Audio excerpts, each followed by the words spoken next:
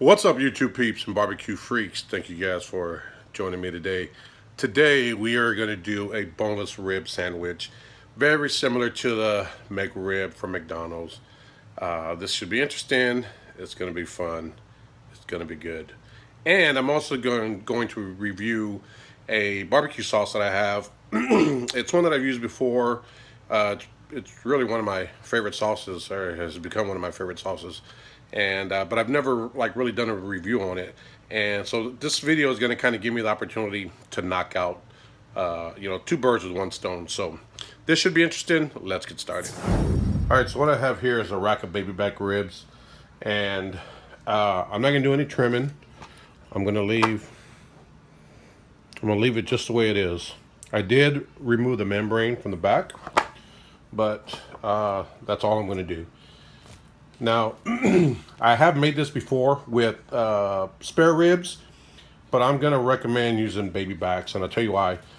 When I removed the bones from the spare ribs last time, you still had that cartilage that was on the side, and you can taste that. So, when you were biting into the sandwich, that cartilage was kind of in the way. So, I think using a rack of baby backs is going to work a whole lot better. So in order to remove the bones from this at the end of the cook, we need to go ahead and loosen them up. So what I mean by that is we're going to find a bone, and I'm going to do this all the way down the whole rack. I won't show it all, but I'll show you, about half of it or part of it. So I've got the bone right here. I'm going to take a knife and then just cut about 1/4 of an inch on the side of the bone, both sides.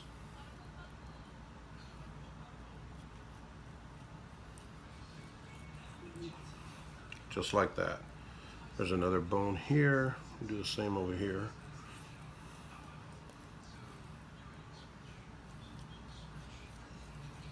You're not going all the way through. You don't want that bone to fall out right now. As these ribs cook, they'll release from the bone, and we'll be able to pull it out at the end of the cook. Again, just finding the bone and along both sides of it.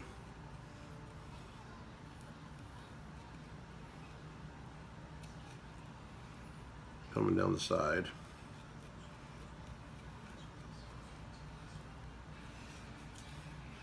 So, can you see that? Make that, yeah, there you go. See how that looks? That's what we want to do all the way down the entire rack for each bone. So, I'll show you one more, and then I'm going to do the rest off camera.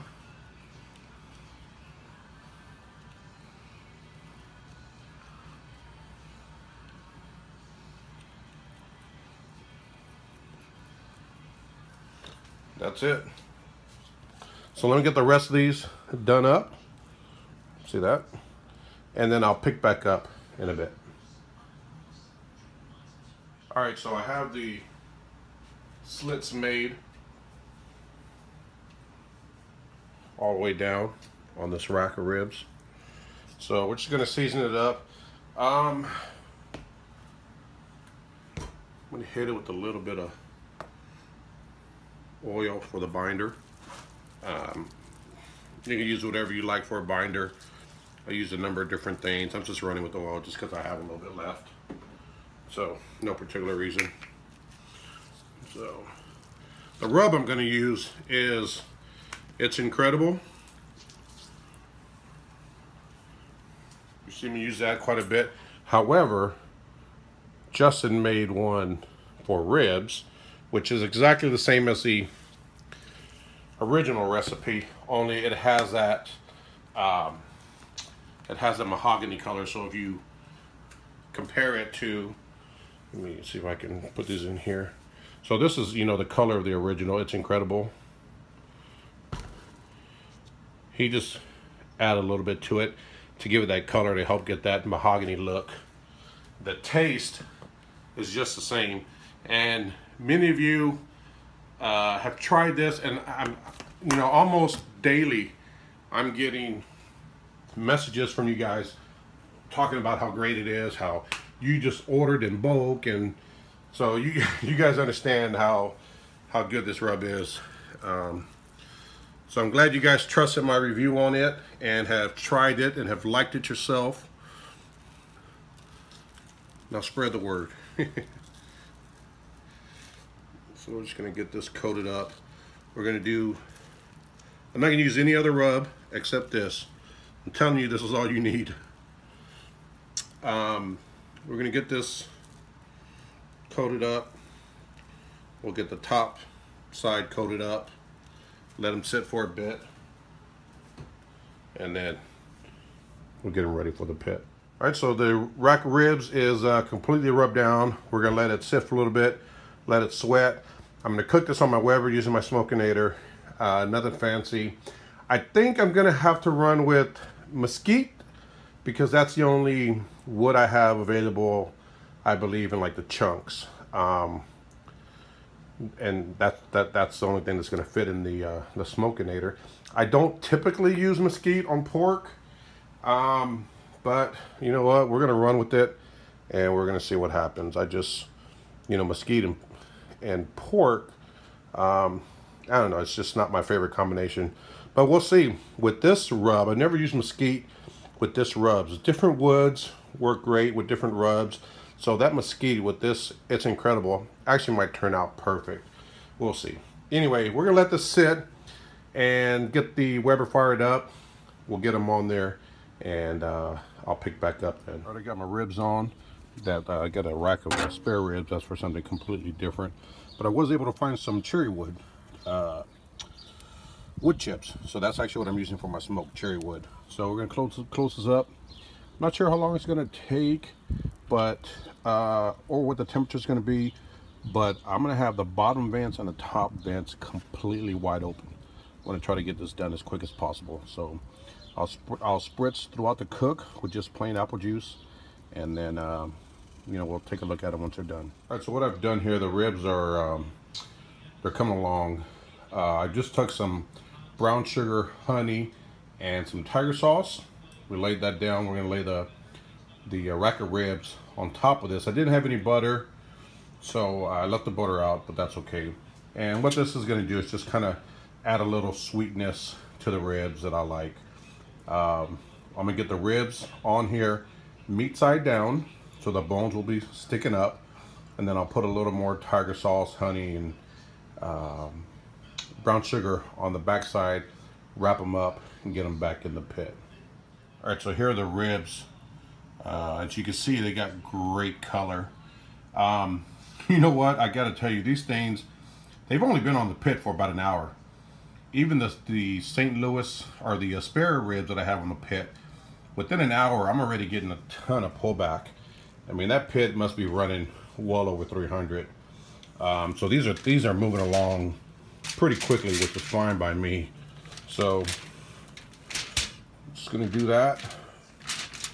Again, I'll put some brown sugar, a little bit of honey, a little more tiger sauce on the back side, and I'm gonna wrap them up, get them on the pit. Next time I pick back up, these bad boys will be done. We'll get them sauced, and I'll show you the sauce that I mentioned earlier that I'm going to use. And also, I want to make a quick correction. I think earlier when I was talking about the It's Incredible rub, I think I said Justin or Jason made it. I meant Mike Petrie over at Heaven Made Products. So I just wanted to make that correction really quickly. So this is what they look like so far. I'm going to wrap them back up and get them back on the pit. Again, these things are cooking really fast. This is only an hour into the cook. I wasn't expecting it to be this done, but I'll take it on a weeknight. I'll take it. And then get these wrapped up. I'll pick back up. All right, so the ribs are wrapped. They're on the smoker. What I have here is a French bread, and I'm gonna just split this bad boy right down the middle. I did find a little bit of butter that I'm melting now. I'm gonna use that on this. So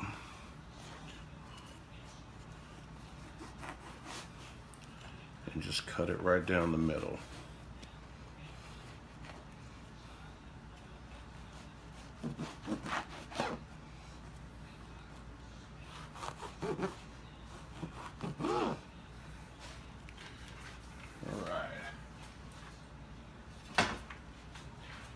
Next, we're going to take that melted butter and butter the, that's good, freshly baked. We're going to take the melted butter and butter the insides. Alright, so let me tell you what I've done so far. I was recording earlier and then I got a call that came in that ruined my recording. But what I did is I took some butter. I was able to find a little bit of butter and I melted it. And I buttered the bottom side on both of these halves of the French bread, and then I buttered the outside of them. And on the top part of the loaf, after I buttered it, I just sprinkled it with some sesame seeds. So that's what that is. And so what I'm going to do is, once the ribs come off, which should be coming off any minute now, I'm going to put these on the pit and just let them toast up a little bit, and we'll pull them off, and then we'll get this rib sandwich assembled. All right, these ribs are done. The sauce that we're going to use is this $10 barbecue sauce hot. This stuff is some damn good sauce, you guys. Brother Troy got me turned on to it, and I'm loving it. This is very similar to Manuel's You Know You Want It barbecue sauce. They're very, very similar, except I think Manuel's is I would give his an edge only because it's a little more Texas style, if you will. But this $10, man, this is right up there with it. This is some dang good sauce. I'll put a link in the description box of the website where you could get some of this. Again, Brother Troy got me turned on to it, and I'm loving it. So this is one that I would definitely recommend. So I'm going to get these ribs sauced up, and we'll take them inside. All right, these ribs are done. I pulled them off. I put the bread on, so the bread is toasting up right now. And what we're going to do is we're simply going to remove these bones from the backside. They should release pretty easy. I may have to cut them loose a little bit. There you go. Just give them a little twist, and the bone will come right out, just like that.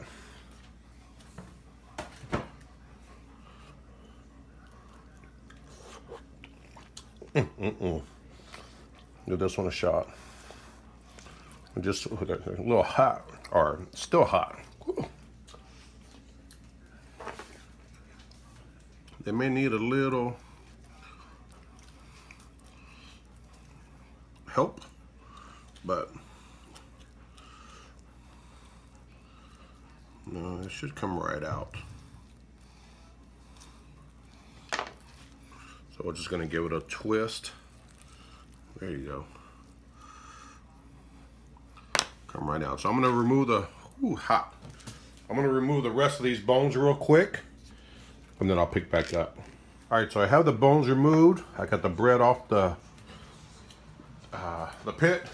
I'm just going to take some of this sauce and just put one more light coating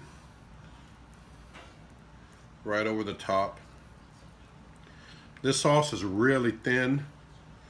That's why I'm using a brush to apply it and not just pour it on instead of running it all over the place. It's a really, really good sauce. Again, I will leave a link to their website down in the description box. Just click on show more and it'll be there. So next,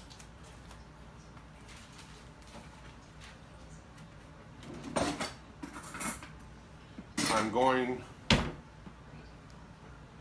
to top it.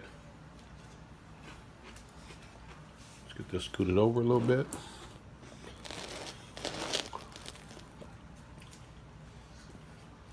I'm going to top it with some pickles, just like a McRib from McDonald's, minus the onion. This is optional. I kind of like the pickles on top, so I'm going to add them. but you can leave them off if you'd like.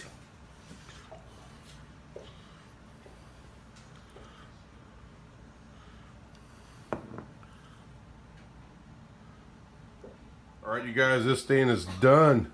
Look at that. This is huge. Just for a point of reference, from one end of the cutting board to the other end is 18 inches. And this is just about 2 inches short, 1 inch on each side. So it's about 16 inches long. This bad boy is huge. So I'm just gonna cut it up in, into some manageable slices, and we'll give it a taste. All right, you guys, here it is. This bad boy. Smells great, it looks great. Can't wait to try it. Cheers.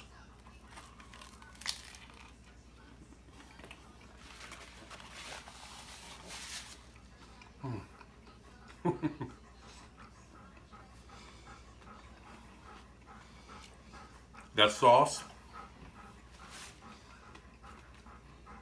with the rub pairs very well together. I love the crunch of the French bread, then the sweetness from the pickles, or the sourness from the pickles. It's excellent. This is good. So I'm glad it turned out great. I've done this before, but like I said, I used a spare rib, which I would suggest using baby backs because you don't have that cartilage in the way. Oh man, this is good. I'm gonna finish eating. Thank you guys for watching. I will see you guys next time. Take care.